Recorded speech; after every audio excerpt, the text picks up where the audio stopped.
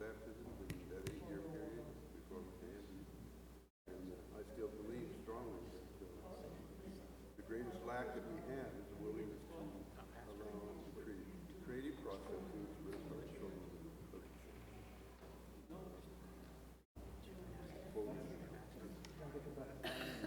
Well, that's it. You know, I was telling Sean that there's an author that I have a great deal of respect for. She's not a Christian author, but she makes this statement. She says, people rarely commit to that which they themselves create. And if you want the commitment of the people, let them help make the basis. And like the love we have for our children is largely from that willingness of God to share the creative process with us. And,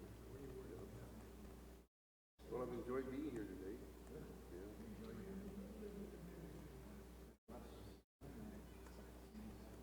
What's that?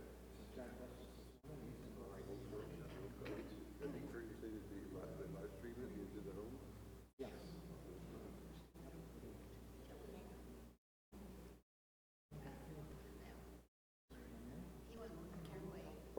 I'm not offended to that, Mr. It's not a bar. 10 come or 5 come, I don't care.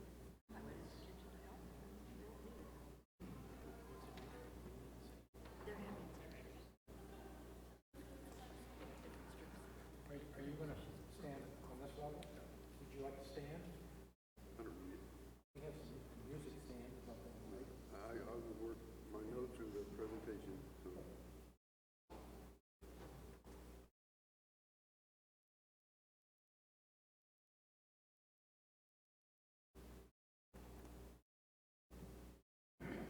Well, good afternoon. Appreciate each one of you being here. I know there are few of us here, and few enough of us here that I probably don't need the microphone, but we are live streaming this presentation, and so for the sake of those who are watching from home, I want them to be able to hear as well. How many of you are blessed this morning by Elder Patterson's presentation? You are blessed as well. Before you said Patterson, I was blessed to be here. And I was blessed as well, and I'm looking forward to what additional insights that Dr. Patterson has to share with us this afternoon. Before I have prayer and turn the time over, I just want to make a couple comments. I mentioned this morning that Dr. Patterson previously served in the Georgia Cumberland Conference, where he was the vice president for pastoral, I'm not sure what the official title was. Pastors and Evangelism, which was sometimes we would colloquially might think of as the ministerial director, the one who is responsible for directing the pastoral work in the conference.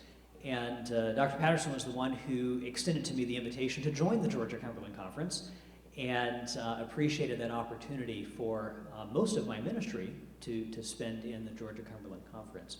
Something that I quickly realized was that the pastors loved Dr. Patterson. We didn't call him Dr. Patterson then because I don't think you had your doctorate finished yet. But Stan was good enough, that's right. And so pastors loved Stan. He knew the name of every pastor's kid. And at pastors' meetings, you could see him talking to all the kids. He knew them all. And the approach that Stan took to leadership is in line with what he's shared with us this morning, and I know will be sharing with us this afternoon. Early in my ministry, I had a couple little issues to work through, some challenges, and Stan always had an open door policy. You could pretty much come and see him if you needed to. He'd talk it through. There was the freedom and the openness to share concerns and struggles without the fear that was going to come back in a punitive way. And so I was blessed early in my ministry with Stan's leadership, and of course over the last 12 years he's been at the seminary and has had the opportunity to seek to instill those biblical values of leadership in successive generations of pastors that can then bless the church around the world. So I'm glad you're here, Stan, this morning, this afternoon, and I know a few more will trickle in, and there are some who are watching the live stream as well. But let's just have a word of prayer as we continue our time together. Dear Heavenly Father, thank you for the privilege we have of belonging to your family. And thank you that you desire for us to experience a oneness first and foremost with you, and then also collectively as a family of faith. I pray that the insights that Dr. Patterson shares today, insights that are derived from his study of your word, that those insights would challenge us, motivate us, equip us, nudge us in the direction that you would have us to go individually, within our families, within our local church community, and even in our church collectively around the world. Thank you that your Spirit is here, speaking through Dr. Patterson. In your name we pray. Amen. Yeah, thank you. Thank you. Well, I hope you didn't eat as much as I did. That was good lunch. But anyway, it was good to be here. I want you to think for just a moment about how the context of the universe changed as a result of Lucifer's rebellion. How much changed? What was the change that took place? And the amazing thing is that the strategy of the plan of salvation is that it's going to take us back to the time before that change took place. And so what I want to share with you this afternoon is a biblical foundation, not just for Christian leadership, but it's a biblical foundation for understanding that leadership is the primary context in which the great controversy takes place. Lucifer wanted Jesus' throne. He was after the throne. It's a real concrete element to the coup attempt to take over. And so I'm going to play with a couple of metaphors. Let me just use this as introduction. The metaphors that I'm going to use are, number one is the mountain of the Lord, which I don't believe is a metaphor. I truly believe that that's a real place. Okay, so it's a real place that we're talking about. The metaphors is the metaphoric use of the up path and the down path, because it delineates the work of Jesus and the work of Lucifer. The difference between that vertical ascent and the descent that was chosen by Jesus. We're going to take a journey through that. But more than anything, I want to leave you today with an understanding that this great controversy that we talk about, we've got the conflict series books, we've got the great controversy, one of the great books from Ellen White. Rarely do we stop and recognize and deal with the fact that leadership behavior is at the core of the great controversy. I had a Korean PhD student that I was asked to be chair of his PhD committee. And his study was a comparative study of the leadership behavior of the lamb and the dragon in the book of Revelation. It turned out to me to be a wonderful, wonderful journey for me because I didn't have to pay tuition. And so I got to learn from my student as he dug into the core issues. And just some fascinating things that he pulled out of that. He looked at the book of Revelation and discovered that the Lamb never speaks. The Lamb never talks. Yet, he has a following of 144,000 that go wherever he goes. So he has a following, but no, he never uses words. So what is it that they're following? If they're not following an ideology, what are they following? Think of Moses at the burning bush. How did God introduce himself to Moses? Moses says, "Who do I say sent me?" I am. So there is the being element, the doing element, and the what? Knowing element. Of all three of those, the most important is the being. Being comes before doing. Being honestly comes before knowing, because knowledge has to be embedded in a trustworthy context, or knowledge itself becomes a curse.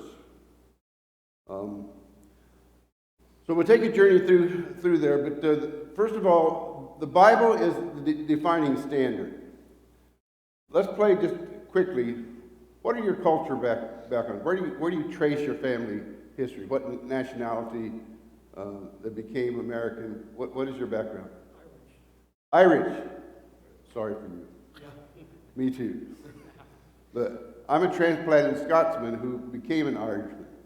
And I'll talk about that in just a little bit. So we got Irish represented. What else? You had to come from someplace, and you shouldn't be ashamed of it. Let me tell you, I'm 75% deaf. Czechoslovakia. Okay, so that one I know not so much about, but I know some general things about Eastern Europe and leadership behavior. Okay, so Czechoslovakia. What else? Dutch. What do we know about the Dutch?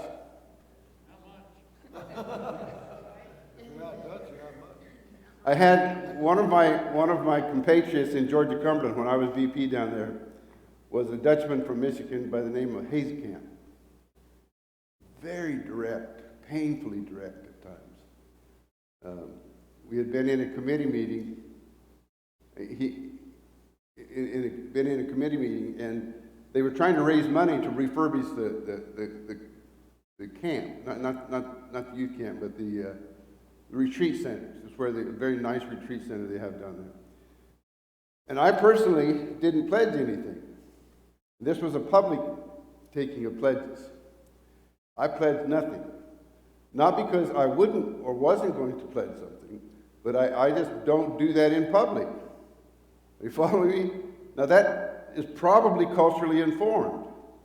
So our culture makes a difference. Well, I did nothing, but I had a plan in my mind. Mitch Hazekamp comes into my office afterwards, and he had pledged so much that I wondered if he was going to lose the farm over the deal. He comes into my office, he comes up to my desk, and I was a supervisor, okay? But this is Mitch. He leans over, he puts his hands about this far above the desk, and then he goes, wham! His hands went flat down on the desk, and a loud noise, you know. He looks at me, he says, I'm so ashamed of you. You are vice president of this conference, you represent the pastors of this conference. You sat in there and did not say anything. And you pledged nothing. Now that's Mitch Hazekamp, the Dutchman. Not all Dutchmen are that direct. Okay. But once I gave him my explanation, he backed off, he was fine. But you know, I would rather have people like that to deal with than those who never talk about what they feel. And it kind of oozes out over time as these little mini conflicts that we have to deal with. But one point I want to make is that culture informs our leadership behavior. Culture informs our leadership behavior. But culture should not be the determining factor in the behavior. Because the truth is, there are, if I can use a made-up word, there are supra-cultural realities in Scripture. There are things that rise above our individual cultures. And we have to figure out, how do I take my Scots-Irish culture under the umbrella of those supercultural principles that are presented in God's Word? Because it is difficult to change your cultural behavior. Are you following me? Very difficult. My father was a sharecropper, if you know what a sharecropper is. He did not own land. It's a good way to stay perpetually poor, but relatively happy, okay? And, but my father taught us, for instance, and he's asleep in the grave, so he'll never know that I told on him about this, but he said to us boys, someday you will need a banker. But never forget, the banker is not your kind of people.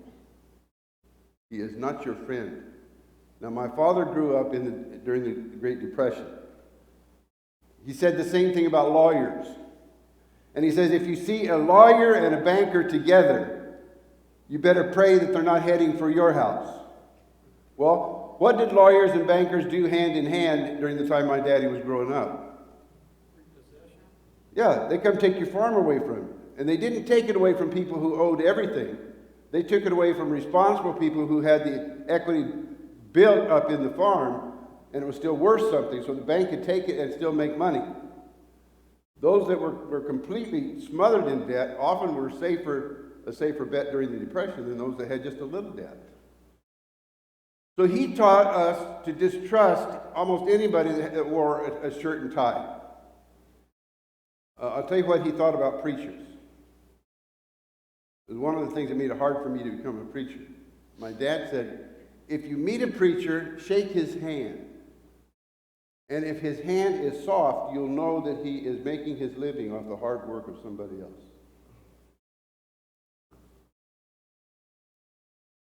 If you shake his hand and it's hard, he's probably okay.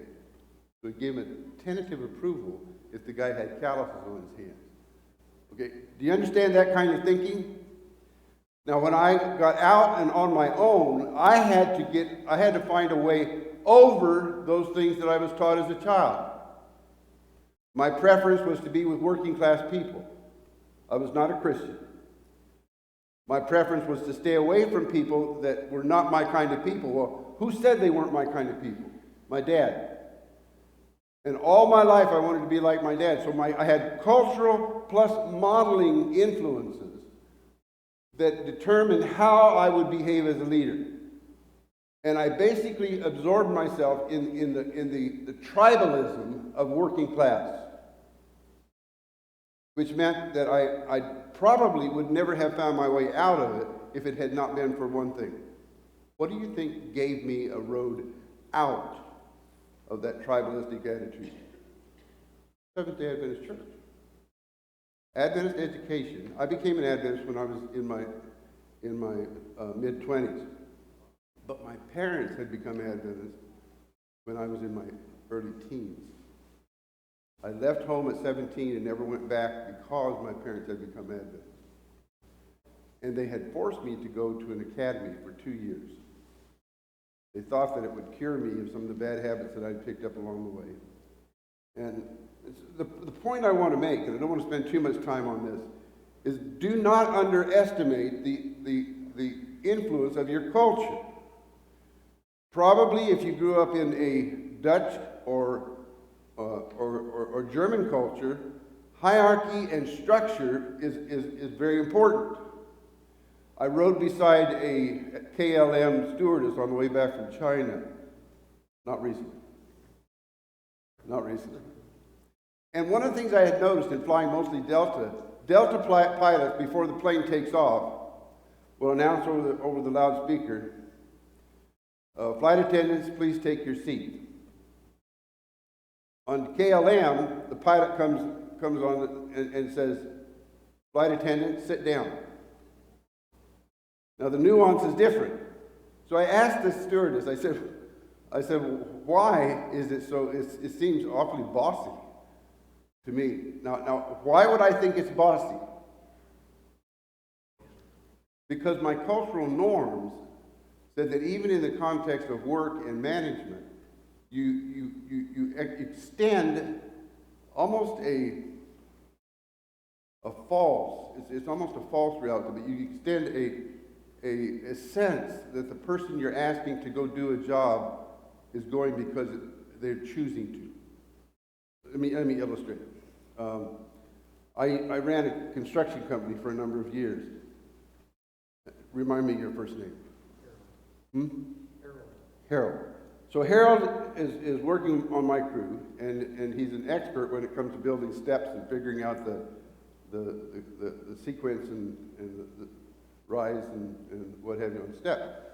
So we're at the truck, we're handing out job assignments for the morning. I say, Harold, would you go over to building number 2 and build the steps up to the second level platform? Now, do I really mean would you? No. So what am I doing to Harold? I'm throwing him a bone that says I'm trying to treat you as though you are one making the decision. It's not a command. It's a little game that we play culturally among working men, where you ask them, would you, when you really mean go do it. Because what happens if Harold says, I don't think so? What does Harold risk? He risks the last check. You know, if you say no, I mean, it's also a violation to me, where I'm trying to treat him with respect. His no is disrespectful, and about the worst thing you can do to a person who grows up in an honor-shame culture like the Scots and the Irish, the reason they fight so much, is because this issue of honor, it takes the least kind of comment about character or about your family or about your mother or what have you, to create conflict because you are so sensitive to these kinds of things. That's culturally inherited. Let me illustrate an Eastern European situation. The two pastors in Georgia Cumberland, Rudy and Ed. Those are actual names.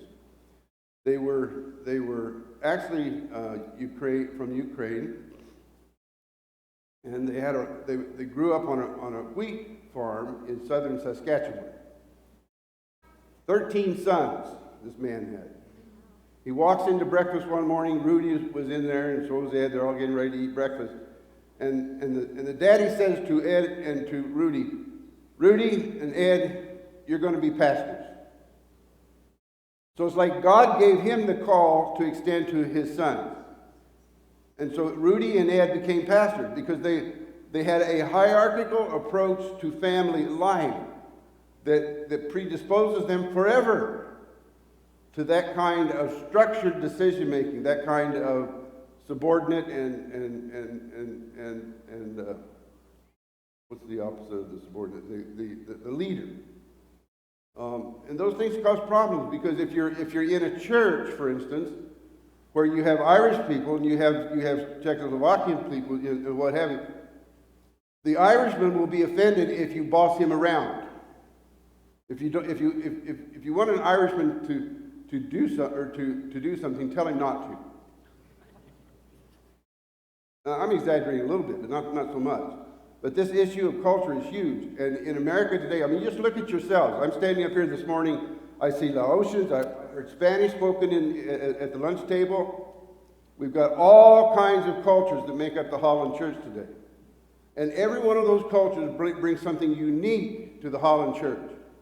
They have unique approaches to how they do funerals. They have unique approaches to how they grieve the dead. They have unique how they do communion. But we don't talk about it. We just often let the unease rise because we do it the way we do it here in Michigan. But unresolved tension almost always leads to, at the very least, low-grade conflict. So anyway, I spent maybe more time on this than I should have. But culture influences leadership behavior, but it should not determine your behavior. There are elements in my behavior that I had to deal with when I first started getting interested in Christianity. I had a daughter that was just a baby. She was maybe a year old. I took my wife and my daughter to Pismo Beach in California. In a little tent. We were going to camp on the beach. You can't... was it Pismo? Whatever beach it was, you can't do it today because the elephant seals have taken it over. So the whole beach is occupied by these big old chubby seals. And I don't mind the chubby part, but they're seals.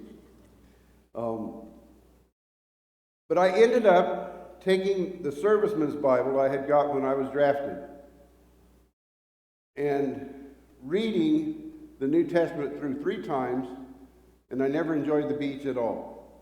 My wife and the baby played, and I read, and I read, and I read. And you know what the most difficult text for me was? Obey those placed in authority over you. So why would I think that? Why would that be difficult for me? Because I grew up in a context where we were given almost absolute freedom.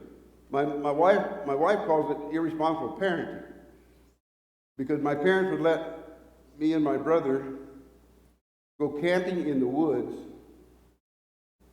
catch and cook frog legs for food with no supervision at the age of first and second grade. We'd stay out all night, build our fire, eat our frog legs, fish a little bit, you know. We were just little kids. But the kind of trust, and it was fortunately we survived that process. The kind of trust that my father demonstrated toward us changed me as a human being. Made it very difficult for me to accept positional, demanding authority from almost anybody. 1969, in September, I was drafted into the Marine Corps. Drafted. That's the important part. 19% that day took us into the Marine Corps.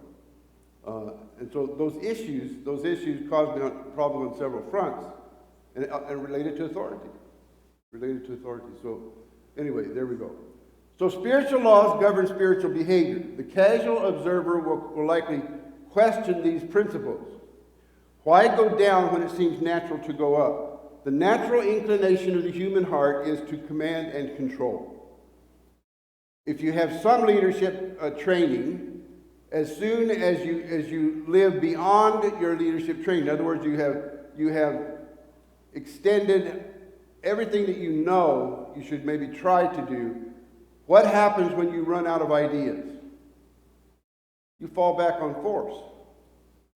That is the common denominator. Yet force is the one element that we have to get past in order to behave in a God-honoring way as leaders. So let's take a journey through this. It's a biblical journey. We talked about the up and the down path. So here we go. This is key text. This is a beginning point that is absolutely critical to all of us. For you have said in your heart. Now, I want us to get this in mind. God listened to Lucifer's thoughts. Do you think Lucifer intended for these two verses to be published? No. God listened to it and God published it for our benefit. So let's listen to it carefully. You have said in your heart, I will ascend into heaven. What is the trajectory of this exposure? Up. This is a vertical ascent. I will exalt my throne above the stars of God. What is the direction? It's vertical again. I also will sit on the mount of the congregation on the farthest sides of the north. This requires a little bit of interpretation. The farthest side of the north is simply the pinnacle of the mountain, the very top. Any of you play King on the Mountain when you were kids? Some did. I mean, it's such a silly game, it's almost embarrassing to say you played it. You know, what's embarrassing for me to think about, we played it in the winter on our dairy farm. We would pile cow waste outside, and it made us a nice little mountain, just perfect for King on the Mountain. You know, a pretty unsanitary context, but it was frozen, so who knows. I will ascend to the heights of above the heights of the cloud. Notice the consistency in the trajectory of Lucifer's hopes. Up, up, up. What metaphor do we use for corporate success? A person is climbing what? The ladder. Once again, it's an upward focus. It is vertical language that has persisted all the way to the beginning of time, clear till today. Very consistent. The last one is one that I would debate. The last I will be like the Most High. Would anyone in this church feel that it was inappropriate if you stood up here on Sabbath morning and bear testimony, I would like to be like Jesus? Would anybody see that as a negative?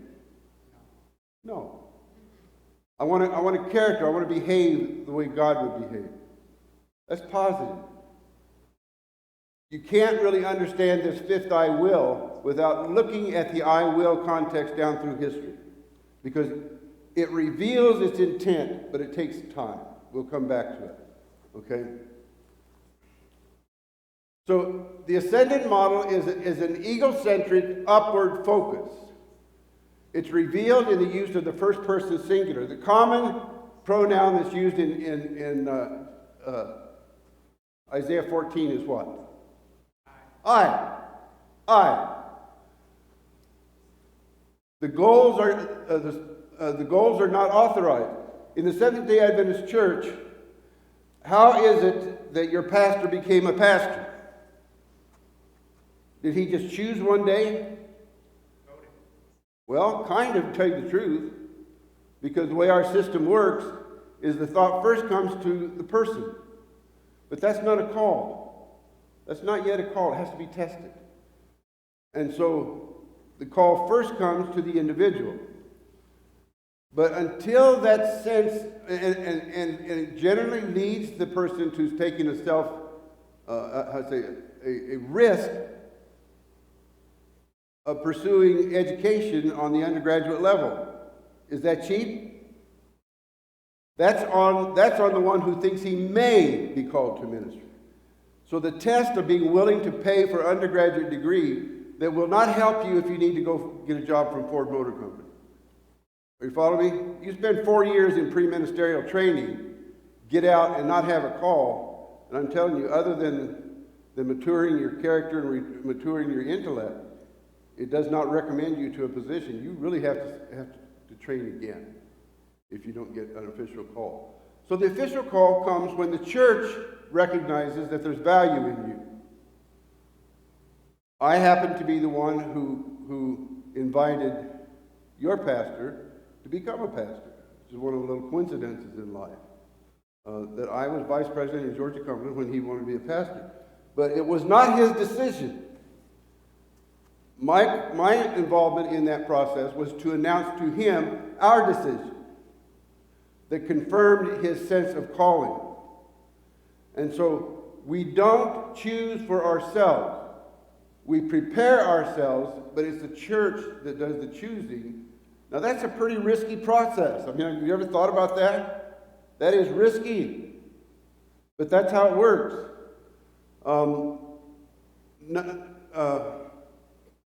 Lucifer's goals were not authorized.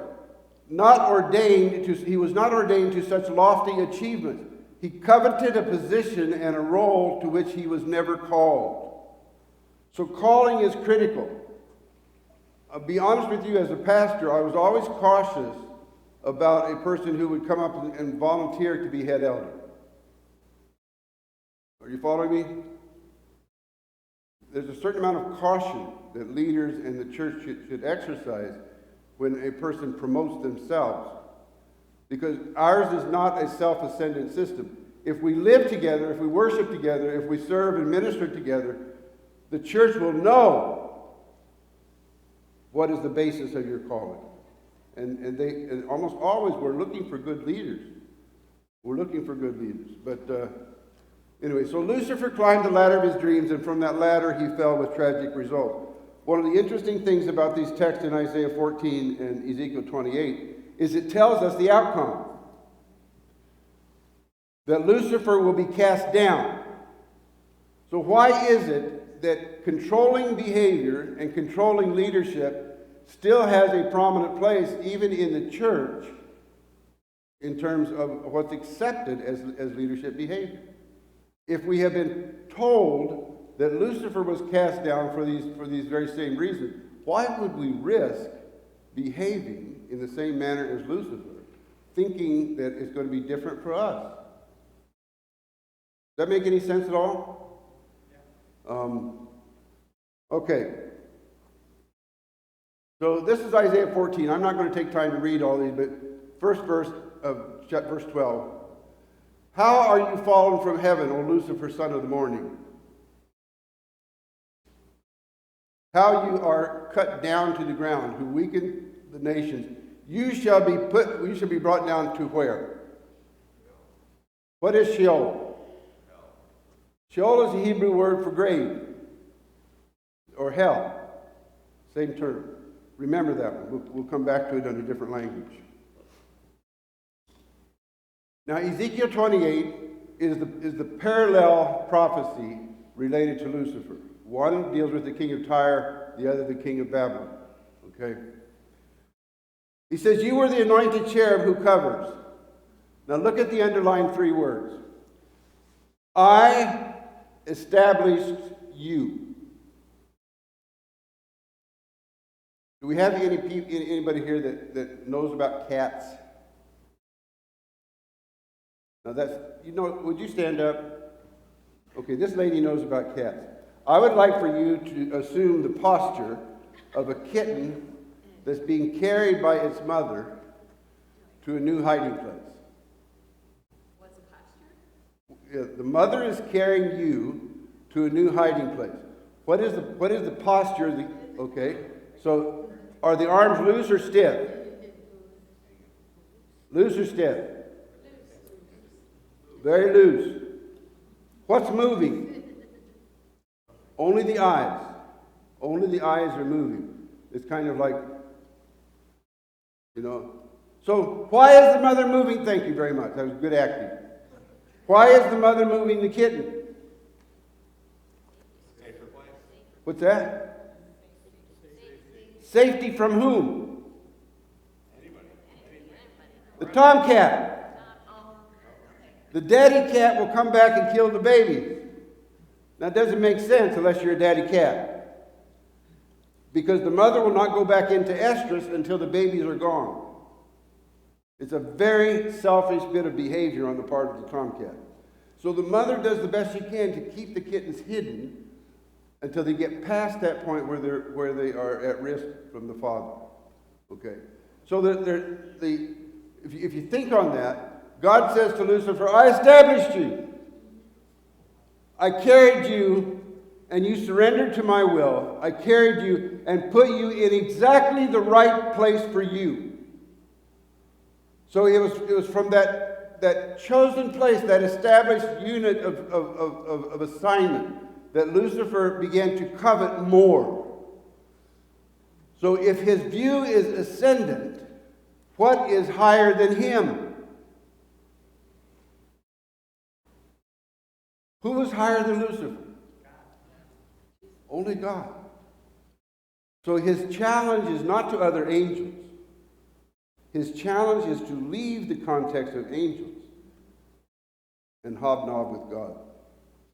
He wanted to be God. We'll see that more clearly in Thessalonians.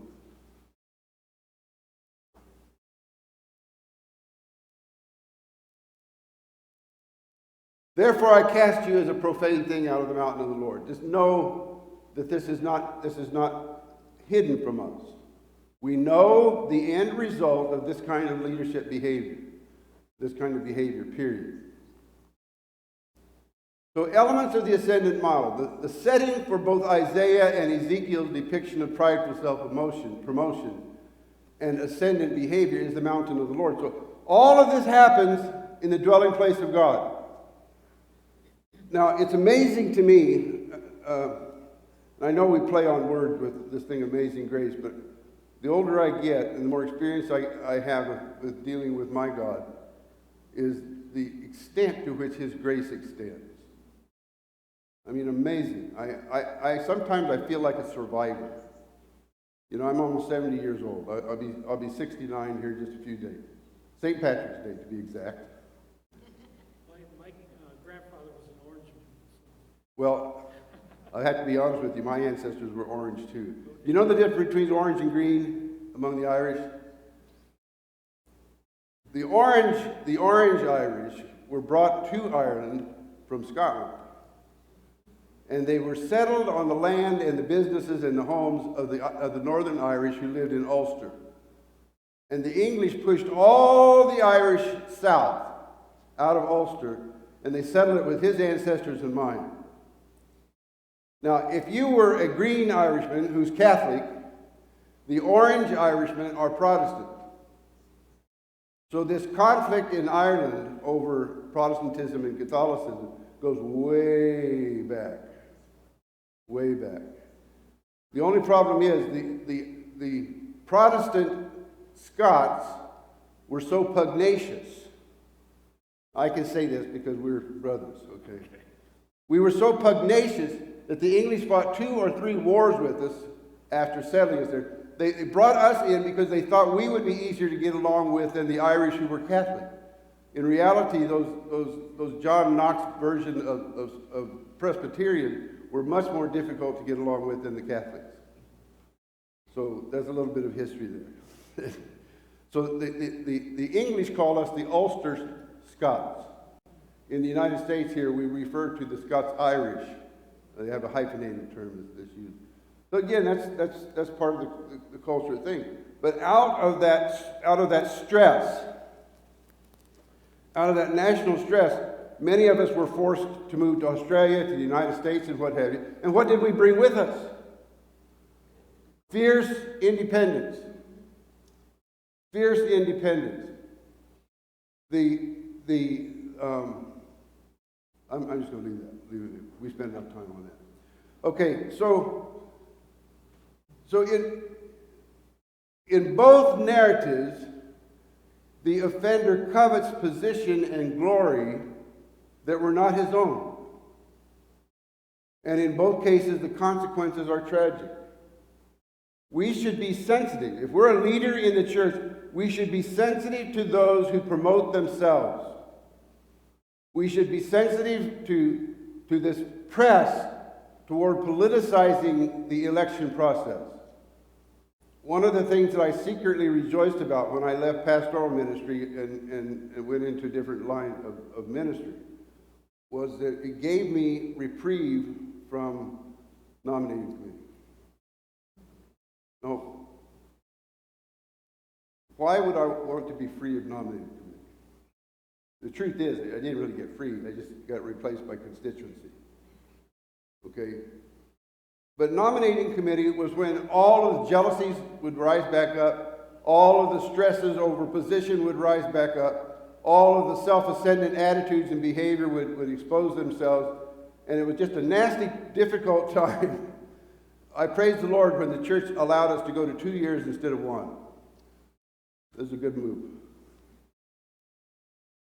The third bullet, the goal of this model of rulership or leadership is dominance. Understand that one who promotes self will almost always be a dominant, controlling force toward others. And I'm just going to give you a little heads up, no names, no actions or anything, but the church today, because of its size and because of its distance from the 1901 General Conference, when we organized ourselves into a system that helped us to avoid self-ascendant behavior, that helped us avoid contexts where any one individual would gain too much power. We're moving away from that, and we're seeing evidence of the fact that we are moving toward a hierarchical model, and especially in the presidency, a presidential model that was not intended in the 1901 General Conference session. And that was that session, that the opposition to that power unit or that power behavior was driven by Ellen White. It's a very interesting study. Okay, so dominance-based leadership. I'm just going to say what I believe it is. I believe it's sin. Dominance-based leadership is sin. We must remember, though, that there are universal spiritual rules that govern the issues of position and glory. When Jesus, Philippians chapter 2, I said James earlier, and I was wrong with it. Philippians chapter 2 says that Jesus opened himself up and he emptied what? What did he empty himself of? It's not just a generic empty. It's not like just water, or it's a very specific thing. The Greek word is kenao, transliteration K-E-N-O-W, kenao. What is emptied is the desire for position, glory, and honor. Now understand, where did Jesus come from? When he sat on his throne in the courts of glory, who received glory, honor, and position? Jesus. Are you following me? Because it was his. It was his to have as creator, as God. Let me add one thing here before we go on to the New Testament section.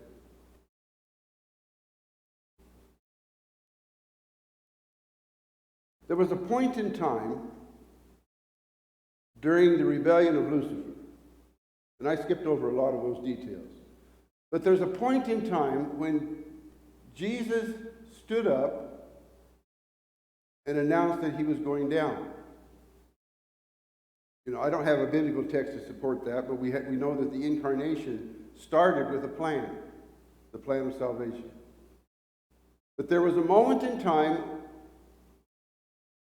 I'm not sure how this relates to where they're at in the war against Lucifer, but where Jesus said, I'm going down. Now, why would he say, I'm going down? Why couldn't he solve the issue with humanity by staying in heaven? Send the angels. Why did he have to come down?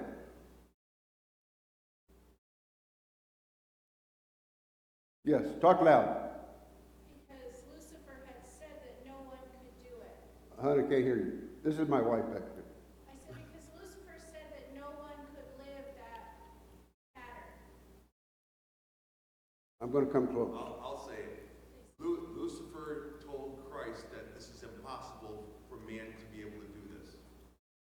It's an impossibility. He threw a challenge. Yeah, it's impossible for a person on this earth to go up. There is no up path to the throne of God. In order for us to achieve our salvation, Jesus had to do what? Come down. He had to come down. What is his name that we celebrate at Christmas time? We know him as Emmanuel. So let's take a peek. Let's take a peek at this, because this is an important moment, and we'll come back to the throne again before we finish this afternoon. But it's an important moment because Jesus had to risk leaving his throne unoccupied. Who's after it? Lucifer's after it. So he trusted in the Father and in the Holy Spirit. He entrusted his throne. He left it. He came to this earth. He came to this earth because he knew that the only way you and I would ever get out of this alive is if he came here. Do we comprehend that? The sacrifice of Jesus was not just dying on the cross. His commitment to us, his incarnation, left him with the human form for how long? Eternity. Forever. He will always be our elder brother. We will always be able to touch the scars in his hands and in his side. So the humanity of Christ is maybe the greatest sacrifice he made for us. Because it's not temporary.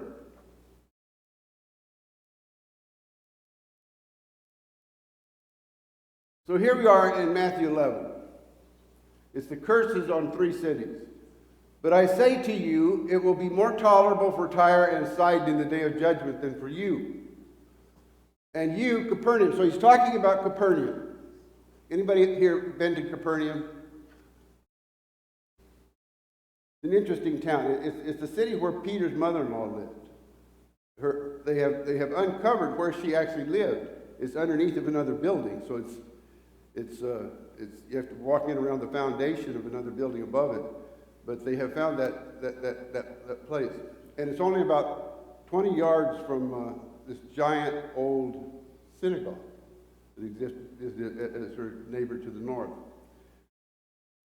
So he said in verse 23, and you, Capernaum, who are exalted to heaven. What is the trajectory of this warning?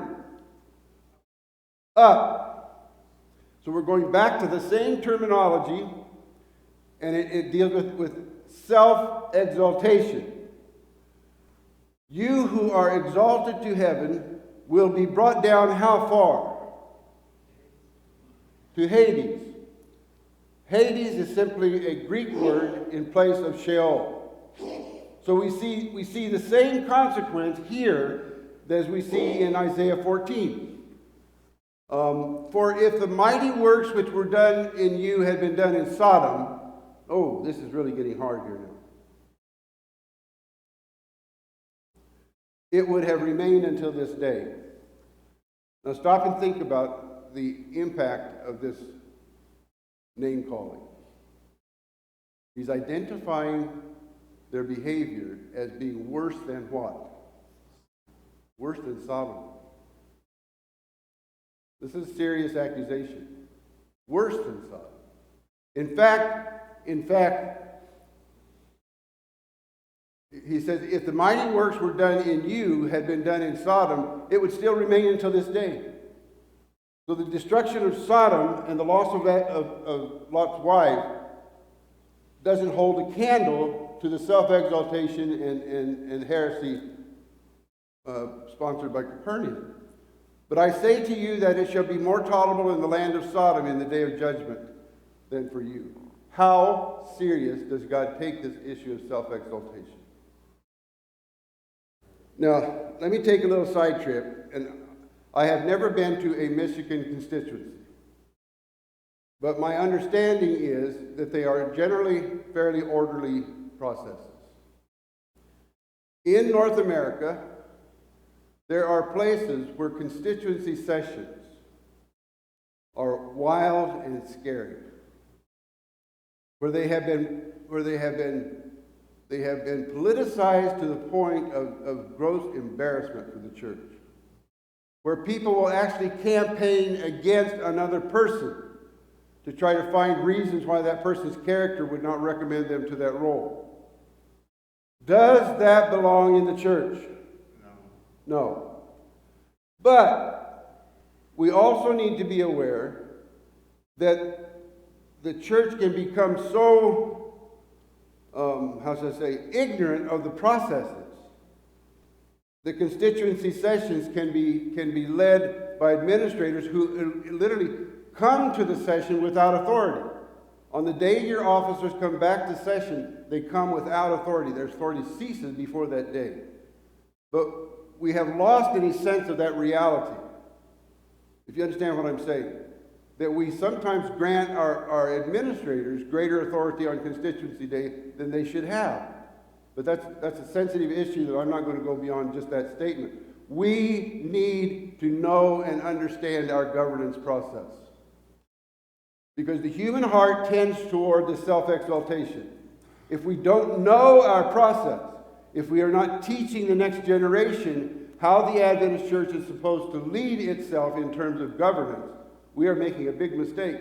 Because most of the young people that come to the seminary, and I'm talking in their 20s and 30s, do not have a clue what the procedure is for the governance of the Adventist Church. So who's teaching it? You teach it here? You teach it in the grade school? It's not being taught at all that I can see. So let me just voice that warning that we risk much by not attending to that issue. It should be taught in Andrews. What's that? It should be taught in Andrews. A little louder. It should be taught in Andrews. Let me come close. Is Andrews teaching? Oh. We teach it as part of another class. But the truth is, the people who need to know this are actual church members. Because the history of how governance is handled gets passed down from generation to generation, not just of one or two people, but of the whole congregation. Because any baptized child is a delegate, is capable of being a delegate. That's the way our rules go. But do we know that? Do we promote that? I'm going to stop at that point on this. But is it taught in the undergrad? What's that? Is it taught in the undergrad? Not that I know of. It may be. It may be, but I don't know that that's happening. And let me just put it this way. The people who come into my leadership class demonstrate that it is not being taught effectively if it's being taught at all. And that's a serious issue. I think it's a very serious issue. Let me just take a little side trip here. What allowed the early church to morph into a church that would support the papacy? What accompanied the rise of the papacy? an increase in the ignorance of the people. As the people became more and more ignorant, remember, where was the scriptures changed? The wall. In the church. Have you ever tried to get a copy of the working policy of the Seventh-day Adventist Church? It'll keep you busy for quite a while, because they're not easily available, not even to pastors. I teach leadership at the seminary, and it takes a lot of finagling for me to get a current copy of the policy book, because it's guarded by the lawyers who are afraid that people in opposition are going to use the policy book against the church. So pastors who are held accountable according to that policy book never have the opportunity to see the policy book or even know that the rules exist. Not fair. Okay, let's leave that behind. So I put that statement from Matthew 11 in here to show that what happened in the days of Isaiah and Ezekiel regarding the beginning of sin, beginning of the rebellion against God by Lucifer, it simply comes almost in perfect form down to the days of Jesus. It's practiced in the context of Capernaum. So you have the same self-exaltation, you have the same dominant behavior, the same fearlessness that comes from being aware that the end could come because of this choice, but not really believing that it's going to happen to you. And we see that happening. So here's 2 Thessalonians. Now, brethren, concerning the coming of our Lord, Jesus Christ, and our gathering to him, we ask you not to be soon shaken or in mind or troubled. We most often use this text in our evangelistic series. And that's just about it. But listen to the rest of this. Let no one deceive you by any means. For that day will not come unless the falling away comes first, and the man of sin is revealed, the son of perdition, who opposes and exalts himself above all that is called God. What was the fifth I will? I will be like the Most High. When it actually comes to fruit, is he happy to be like the Most High? No. He goes beyond being like to the point that he's demanding that he be treated as God himself. Let's read the rest of it. Who opposes and exalts himself above all that is called God, or that is worshipped, so that he sits as God in the temple of God, showing himself that he is God. This whole issue of sitting is not just sitting in a table or a chair at the lunch table. Sitting is about sitting on a throne. It's associated to rulership. Okay, so now we find it in the days of Jesus. We find it now in Thessalonians in the days of the early church. So let's take a quick peek at this whole issue in the New Testament. And I'm going to try to wrap this up in 20 minutes. You have 20 minutes to give? Yes. Okay. So once again, the mountain of the Lord, it says that the dwelling place of God is on its heights. And the Word was with God, and the Word was God. John 1:1. So the place of God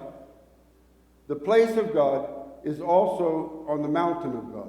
And so the two, the Old Testament and New Testament, come together with those. And it says the Word became flesh. So at some point in time, Jesus stood up and said, I'm going down. But he could not come down as God. So the incarnation is set into place in reaction to the persistent presence of this rebellion against him that reveals itself almost exactly from Isaiah to Ezekiel, from Ezekiel to John and the New Testament. Well, we have Thessalonians and also Matthew 11.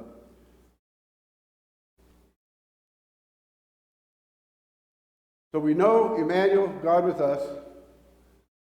Let's see.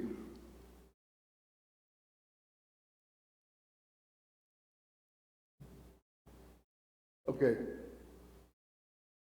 So he did not require us to ascend to him. One of the things we need to get into our mind is that there was no path Lucifer could walk on or follow to gain the ascendancy. This had never been done before. No path. So anyone that served God in the context prior to the falling of Lucifer did so by God calling them and placing them in a specific assignment, gifting them and what have you. Lucifer received the highest assignment. And so here's a depiction of Jesus in the incarnation. It says he dwelled with us. He ate with us. Now, eating with someone is more than just taking food. In the New Testament context, if I were to eat with someone, it would designate that I am identifying with that person. Remember the criticism that Jesus got. He ate with publicans. He ate with prostitutes. So the issue was not the eating. The issue was that by eating, he identified with these people. I sometimes wonder, as it paints a picture of the depth that Jesus was willing to go to. And I wonder about the church today. We're living in a time when the sex industry in America and in the Western world is burgeoning, exploding. Thousands and thousands of people involved in it. Who is reaching out to those people trapped in that industry? We have women's ministry programs. I hope that I'm not offending anybody in saying this. But choosing the right colors at the right time of year is not nearly as important as finding a way to rescue some of these people that are trapped in a culture that is literally destroying, not just them, but destroying the patrons of that industry.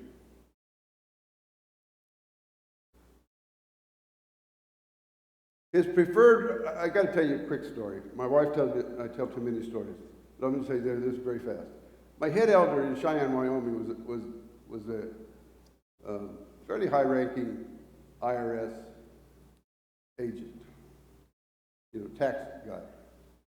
And he invited me to lunch one day, and we went to this Chinese restaurant. And I watched him when he came to the salad bar. There was this bowl, that hot mustard that they serve in Chinese restaurants? If you're not accustomed to it, be careful, because it is volatile. Well, I'm following him. He takes a spoon, he takes a big dollop of that hot mustard and puts it on his salad. And I'm thinking to myself, John, do you know what you're doing? But, he is an IRS guy. So he got to the table, he took a big bite of his salad with that hot mustard on it, and it just, if I could see it, there's smoke coming out of his ears. He was panicking. Because he didn't know that what he was taking wasn't salad dressing, it was that hot mustard. And there was a little moment that I had to feel remorse for and ask forgiveness for, of seeing an IRS agent go through that pain. But he and I have laughed about that since then. So you ate with the tax collector? What's that? You ate with a tax collector? He ate with the tax collector. Yeah, I did too. So his preferred relationship is friend rather than master. Now, if you remember nothing this afternoon except this. Near the end of his life, Jesus says to his disciples, I no longer call you servant. I call you what? Friend.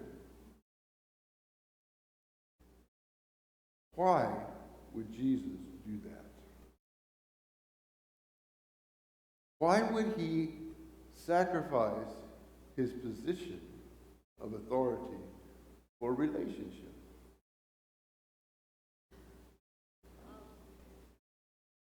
Because relationally based leadership is the only legitimate leadership that's available to you in the church. Are you following me on this? This is critical. We need to be willing to accept this model of Jesus. We may not have to say it openly, but it'll show by our behavior. Do the people know that you love them? Now, love is not a word that society in general feels like belongs in leadership studies. I would suggest to you that if you do not love the people you lead, you are not leading as a Christian leader. And if you do not love them to the degree that you would be willing, if necessary, to give your life for them, you are losing a margin of leadership that is critical to your success. Impersonally leading in the church is a failed effort. Leading by relationship means that I need to lay aside anything that separates me and gives me more power than somebody else. People who know that you love them will give you the authority you need to do what you need to do as a leader. And it comes free. His preferred relationship was friend. He came down to serve. Now I'm going to scale through these. I already talked to you about Kana'o. And by the way, these slide programs, any of you that want them, just contact the pastor. I told him, anybody that wants it, get it free. So you're welcome to it. And feel free to use it. Even if you take my name off, still use it. Okay. So descending to serve. Look at the trajectory of these service texts. He sat down and taught them. He leaned down and healed them. He leaned down to place a healing hand on the little girl. He came down and healed. He casted forth the demon from the child at his feet. How much of this is based in the downward trajectory? All of it. All of it is downward. So you see a striking contrast between the upward focus of Lucifer and the downward focus of Jesus. Jesus looks down to serve. Lucifer looked up to dominate. Exact opposite direction. He stooped down to right. Oh, see, Zacchaeus was called down to be with Jesus. Now, there's a lot left out in that one. Do any of you do any preaching? This is a preachable concept right here. Zacchaeus climbs up in the tree. Jesus calls him down out of the tree. Jesus announces that he's going to Zacchaeus' house, not just to eat dinner. He's going to house for an extended stay. That was what's intended in that text. On the way there, he announces so that the multitude can hear. He says, I'm going to give a fourth of all that I have to the poor. Was it maybe a half? Anyway, large amount. And anyone I have defrauded, I will restore fourfold. The fourfold is the penalty determined by Hebrew law that says if you defraud someone and you're caught, you will be required to pay back 4 times and, pay back 4 times to the person that you defrauded. So Zacchaeus judged himself. He began the upward walk with Jesus. He judged himself. He restored to the people that he had hurt that which he had done to them. And so we see an example of a person who has lived their life on the upward focus of control and abuse, now turning directly 180 degrees and traveling down. Am I carrying the metaphor too far? Do you understand what I'm saying? Okay. So that downward focus is demonstrated by Zacchaeus better than any situation I know. The next one is also powerful. The woman taken in adultery was actually led into adultery by some of those who were accusing her. That's Ellen White. But the amazing thing is that Jesus knelt at her feet. The downward trajectory now. He's at her feet. As these men are accusing her, Jesus is writing with his finger in the dirt. What's he writing?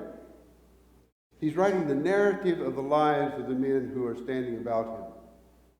And as they look over his shoulder, they see what he's writing. One by one, they absented themselves. As they absented himself, he puts the eraser on it and starts over on the next person. And finally, he knows they're all gone. He looks up at the woman taken in adultery and says, "Where are your accusers?" She says, "They're gone." And here is the extent of Jesus' punishment. Go and sin no more. Oh, that's not nearly serious enough. There should be some kind of reprimand. There should be some kind of punishment that attends it. But Jesus simply said, go and sin no more. Which is more effective? To experience grace or to be punished for something that you've done wrong? The greatest educator is grace, not punishment. Punishment will often result in resentment. Grace almost never results in resentment. And so Jesus demonstrates incredible grace with this woman. Jesus looked upon the paralyzed man and offered to heal him. He reached down the sand or the saliva and clay. We know those stories. Maybe the greatest one is the last one. He knelt down and washed his disciples' feet. What we practice on Communion Day every quarter really should be projected into the leadership culture of the Holland Church. We do this because service is what our leadership is about. All of us. And we are all leaders. Leadership is not something that's only attached to position. I would dare say that most of the leadership in the Adventist Church is not positional. Most of the leadership taking place in the church is separate from position. And we ought to encourage that. Okay, I'm not going to read these texts. Just simply say that the period after Christ's resurrection, all of the upward directions that involve Jesus after the day he's resurrected have him in the passive mode. Let me illustrate it. He was taken up. He was lifted up. Are you following me? Now, why would God go to and take care to make sure that all his behavior after the resurrection would be passive ascendancy? Because you and I are going to experience that. We're going to experience passive ascendancy. Is there anything in my righteousness that's going to give me a right to ascend into the heavens on that day? Nothing. Let me tell you just a quick story and then I'm going to quit. I had a church member named Virginia Burlew. And Virginia came to me one day and asked me if I would go visit her son. So I got an address from her. I went to visit him. I got to his house and there was no steps up to the front door. About 4 feet, 3 or 4 feet between the ground and the threshold of the door. So I knocked as high as I could reach on the door, knocked. He came to the door. He looks down at me with these Coke bottle glasses. You know, they were like this thick, really thick glasses. And so he's squinting at me, he's looking at me, and he says, "Who are you?" And I said, "Your mom sent me to see you." And so he started laughing. He said, "You must be the preacher." You know, this is Texas. In Texas, you're a preacher, you're not a pastor. And so I crawled in the door and began a friendship with Clay Burden that lasted several months. I tried to help him stop smoking, but when I took him to the stop smoking clinic that I was conducting in the Catholic hospital, when the bag came around that they're supposed to put all their cigarettes and ashtrays in, he reached in and took the cigarettes out that he liked the best and filled his pockets. Okay, so this was a crazy guy, and we had a strange relationship. I think I spent more time laughing with this man than any human I ever worked with as a pastor. I walked into his room one morning, and he was marked with a magic marker in sections. And he looks at me, he says, "Don't I look like one of those cows on the picture in the butcher shop? You know, where the chuck roast is marked off with a mark and da-da-da." And so we laughed about that. He says, "They told me that I have cancer. It was stage 4 lymphoma." And so, by the way, before he went to the hospital with his cancer, did any of you remember Ron Halverson, the Gangs to God guy? Ron Halverson and I were friends. And I remember I contacted him and asked him, I said, "Ron, what would you do if you had a guy like Clay? I'd take him to get rid of his cigarettes, and he steals all the cigarettes in the throwaway box." You know, and here's what Ron suggested to me. He says, "Anoint him." I never thought about that. He said, "Anoint him. Ask permission of him if you can anoint him to help him stop smoking." So I gathered the stuff together, and with him, this is going to sound weird. I didn't have just a little bit of oil. I took enough oil that I could dip my hand in it. You know, kind of like the Pentecostals do. And I remember I prayed for him, dipped my hand in the oil, and placed it on his head. You know, so it's running down his face and what have you. That man never smoked another cigarette as long as I knew him. He died without smoking. But he gave up his smoking in a spiritual context, and he wouldn't do it in a scientific context. But anyway, I sat with him the day he died. Early in the morning, he was still lucid. And he said, Stan, he said, I know I'm dying. He said, I want you to promise me something. When Jesus comes, he said, I want you to come find me. I want to go up with you. Maybe the most tender request I ever received from anybody in my life. He said, I want to go up with you. Now, Clay was still Clay, because he goes on with this deal he's making with me. He said, I want you to go up with me. He says, and I want us to get up about 80 or 100,000 feet. And then I want to take my glasses off. And I want you to take your hearing aids out. And I want us to throw them back at the earth. And then he wanted me to curse the earth with him. Now, I couldn't use the language that he used to curse the earth. We hadn't got that far in his sanctification process. But what an incredible privilege to have one of God's people ask you to meet them on the resurrection morning. And I cherish that. I don't know if that's going to happen or not. I have no idea. But if I can find him, I will. If I can find him, I will. Let's finish this up.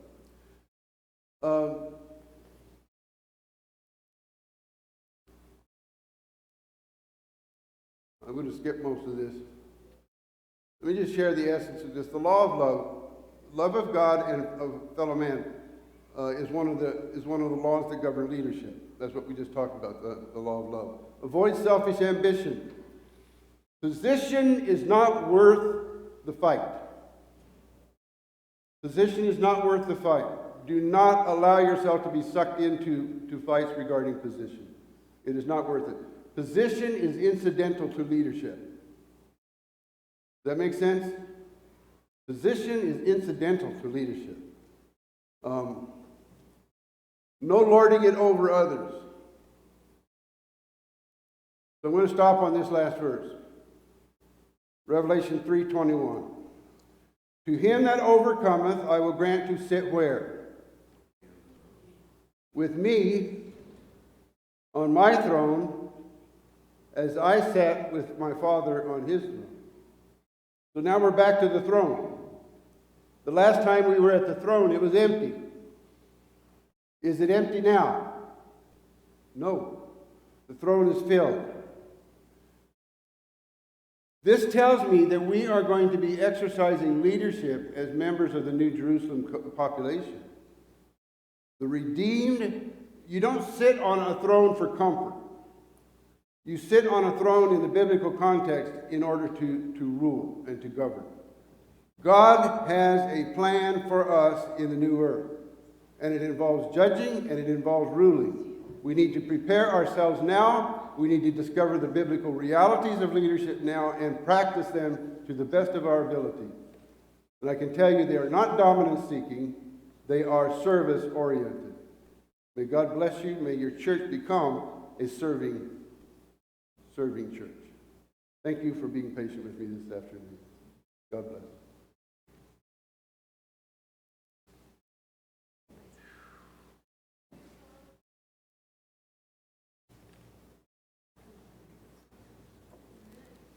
Maybe we ought to have a prayer before we leave.